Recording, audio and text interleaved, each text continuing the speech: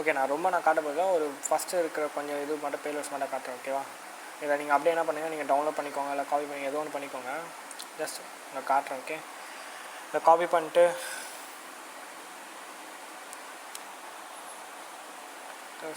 போவோம். நான் அப்படியே பேஸ்ட் பண்ணுறேங்க.